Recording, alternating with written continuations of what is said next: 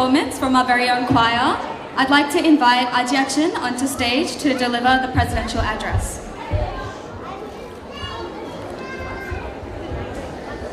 ദൈവ തിരുനാമം മഹത്വപ്പെടുമാറാകട്ടെ.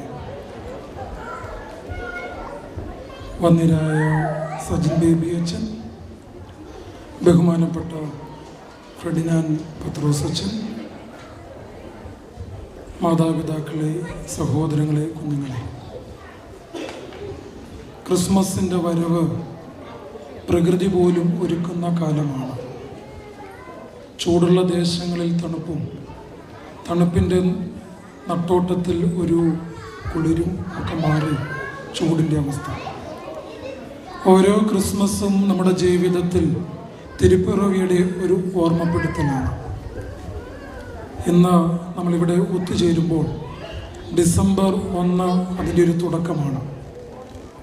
നമുക്കറിയാം, ഓരോ ക്രിസ്മസ് സ്റ്റാറും നമ്മളോടൊരു കഥ പറയുന്നുണ്ട്. ക്രിസ്മസ് ആഘോഷമല്ല, അനുഭവമാണ്.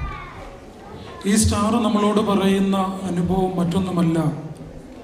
കല്ലടാവിലെ പുൽക്കൊടിലിൻ്റെ മുകളിൽ ഒരു ഉദയ നക്ഷത്രമുണ്ടായി. ആ നക്ഷത്രം ലോകത്തോട് പറഞ്ഞു, ഒരു ശിശു ഇവിടെ പിറന്നു, ദൈവം നമ്മോട് കൂടെ, അർത്ഥമുള്ള ഇമ്മാനുവേൽ. ഓരോ ഭവനത്തിലും നമ്മൾ വിളക്ക് ചാർത്തുമ്പോൾ നമ്മൾ ലോകത്തോട് പറയുകയാണ്, ഇവിടെയും ക്രിസ്തു പിറന്നിരിക്കുന്നു എന്ന്. എന്നാൽ അതിൽ ഒരു വ്യത്യസ്തതയുണ്ട്. അത് മറ്റൊന്നുമല്ല, ബേത്ലഹേമിലേക്ക് വിദ്വാൻമാരെ എത്തിച്ചത് ഒരു നക്ഷത്രമാണ്. ഒരു വെളിച്ചം അവരുടെ മുമ്പേ നടന്നിരുന്നു.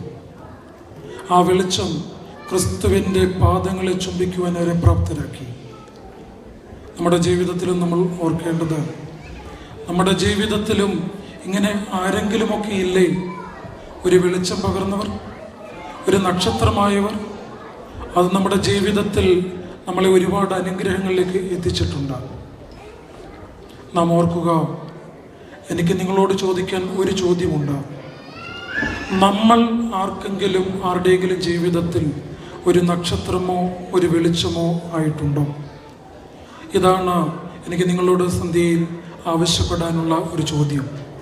നമ്മുടെ ജീവിതത്തിൽ, കുടുംബത്തിലെങ്കിലും, ജീവിത പങ്കാളിക്കെങ്കിലും നമുക്കൊരു വെളിച്ചമായി തീരുവാൻ പറ്റിയിട്ടുണ്ടോ?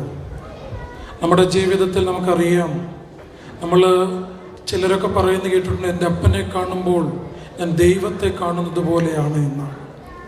ദൈവത്തിൻ്റെ സാന്നിധ്യം വിളിച്ചോതുന്ന ചില അംശങ്ങളാണ്. രവീന്ദ്രനാഥ ടാഗോർ ഒരിക്കൽ പറഞ്ഞു, വെളിച്ചം മുമ്പിൽ നിൽക്കുമ്പോൾ നിഴൽ പിന്നിലാണ്. വീണ്ടും ടാഗോർ പറയുകയാണ്, വെളിച്ചം മുമ്പിൽ നിൽക്കുമ്പോൾ നിഴൽ പിമ്പിലാണ്, വെളിച്ചം പിമ്പിൽ നിൽക്കുമ്പോൾ നിഴൽ മുമ്പിലാണ്. എന്നാൽ വെളിച്ചം നിന്നിലാകുമ്പോൾ നീയുമില്ല, നിഴലുമില്ല. നമ്മിൽ തന്നെ ഉരുവാകുന്ന ഒരു വെളിച്ചമാണ് ക്രിസ്മസ് നമ്മളോട് ആവശ്യപ്പെടുന്നത്. നമ്മളിലെ വെളിച്ചം ഇരുണ്ടു പോകാതിരിക്കുവാൻ നാം ശ്രദ്ധിക്കുക. അങ്ങനെ ലോകത്തിന് വെളിച്ചമായി തീരുവാനുള്ള ഒരു വിളിയുടെ ഓർമ്മപ്പെടുത്തലാണ് ഓരോ ക്രിസ്മസും. അങ്ങനെയെങ്കിൽ ലോകത്തിൻ്റെ വെളിച്ചമായി ക്രിസ്തുവിനെ പേറുന്ന അംശികളായി തീരുവാൻ നമുക്കും ദൈവം കരുണ ചൊരിയട്ടെ. ക്രിസ്തു യേശുവിനുള്ള ഭാവം നിങ്ങളിലും ഉണ്ടാകട്ടെ എന്നുള്ള ആ വലിയ വർത്തമാനം നമ്മൾ ഉരുവാകട്ടെ. അപ്പോൾ ഈ വർഷത്തെ ക്രിസ്മസ് സ്റ്റാർ നമ്മൾ തന്നെയാകട്ടെ. ആർക്കെങ്കിലുമൊക്കെ വെളിച്ചം പകരുന്ന, ആർക്കെങ്കിലുമൊക്കെ ഒരു നക്ഷത്രമായി തീരുന്ന ജീവിതം നാം പടുത്തുയർത്തുന്നുവെങ്കിൽ ഈ ക്രിസ്മസ് സന്ധ്യകളും ആഘോഷങ്ങളും അർത്ഥവത്താകും. അതിനുതകട്ടെ എന്ന് പ്രാർത്ഥിക്കുന്നു, ആശംസിക്കുന്നു.